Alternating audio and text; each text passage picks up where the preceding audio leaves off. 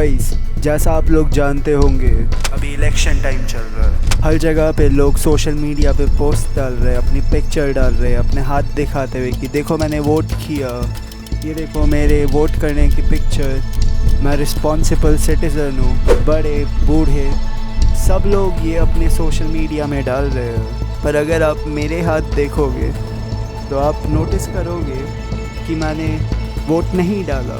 तो अब आप भी सोच रहे होगे कि ये क्या ब्रो, रिस्पॉन्सिबल सिटीज़न नहीं है क्या तू?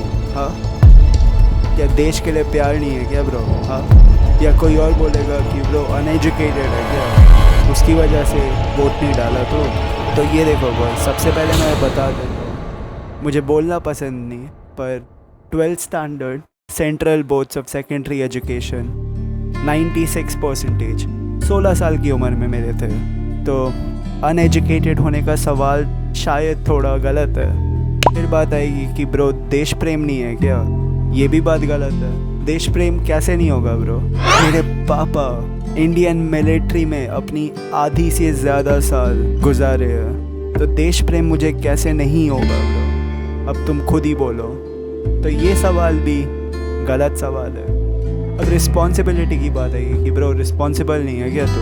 हाँ, अब देखो बॉयज़, ये भी गलत क्वेश्चन है, क्योंकि अगर ऐसा केस होता कि कुछ पॉलिटिकल पार्टीज जो इलेक्शन में चुनाव लड़ रही है, उनका प्लान होता कि अच्छा जैसी अपन जीतेंगे इलेक्शन, अपन ब्रिटिशर्स को देश दे देंगे, बोलेंगे कि ब्रो ये लो वापस back to the old days. अगर ऐसा केस होता कि कोई पॉलिटिकल पार्टी जीत रहा है और वो ब्रिटिश के हवाले कर दिया इंडिया, तो फिर तो मुझे उन पॉलिटिकल पार्टीज़ के खिलाफ वोट देना ही था, है ना? तो वो मेरी रिस्पॉन्सिबिलिटी होती। पर अभी ऐसा सीन है कि कोई सी भी पॉलिटिकल पार्टी जीते, जो अलायंस है जीते, कांग्रेस जीते, बीजेपी जीते, ये सब पॉलिटिकल पार्टीज़ एक तरह से तो देश का भला ही करेगी। उनके मेथड्स डिफरेंट होंगे, पर ये सारी पॉलिटिकल पार्टीज़ एक ना एक तरह से तो देश को बेहतर बनाएगी ही ना। तो इसमें से किसी भी पॉलिटिकल पार्टी के खिलाफ होने की ज़रूरत ही नहीं मेरे को। इसमें कोई सी भी पॉलिटिकल पार्टी जीते, उसमें मेरे लाइफ में तो कुछ अफेक्ट होने नहीं वाला, तो इसीलिए मैंने वोट नहीं दिया। और मैं जब बोल रहा हूँ कि मेरे लाइफ में अफेक्ट नहीं होगा, मैं बस अपनी बात नहीं कर रहा, मैं लाखों आदमियों की भी बात कर रहा हूँ। अपन लोगों की लाइफ में कुछ चेंज थोड़ी ना आएगा कि कांग्रेस जीत गई, बीजेपी जीत गई।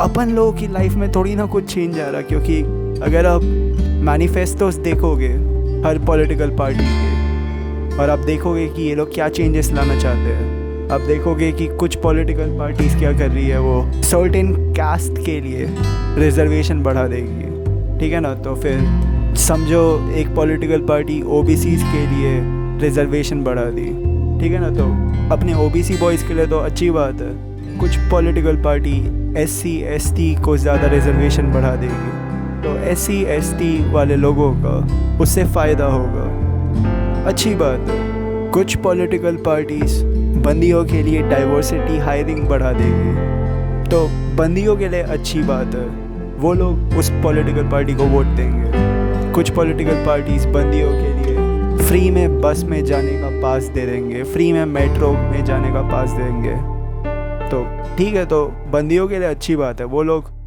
इन पॉलिटिकल पार्टीज़ को वोट देंगे, है ना? कुछ पॉलिटिकल पार्टीज़ गरीब लोगों को 2000-5000 रुपये हर महीने देंगे, ठीक है, तो इन गरीब लोगों के लिए अच्छी बात है, वो लोग इन पॉलिटिकल पार्टीज़ को वोट देंगे। पर मेरे लिए या बाकी तुम सब बंदों के लिए, अपने लिए तो कोई पॉलिटिकल पार्टी कुछ करने वाला है नहीं।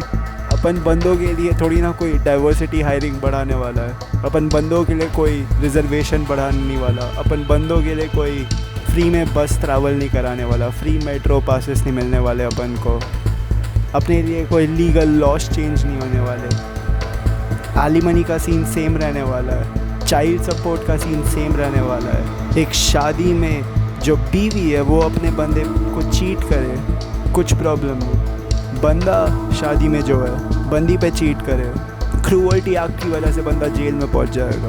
और ऐसा ही रहने वाला है, कोई सी भी पॉलिटिकल पार्टी जीते तो जो भी चीज़ बंदों से रिलेटेड है, अपन बंदों से जो भी चीज़ रिलेटेड है, उस पर कुछ फ़र्क आने वाला है ही नहीं। तो कोई सी भी पॉलिटिकल पार्टी आए, मेरे लिए और तुम्हारे लिए कोई सा भी फ़ायदा नहीं है। तो अब मैं तुमसे पूछता हूँ, अगर ऐसा केस है तो मैं वोट करूँ क्यों फिर?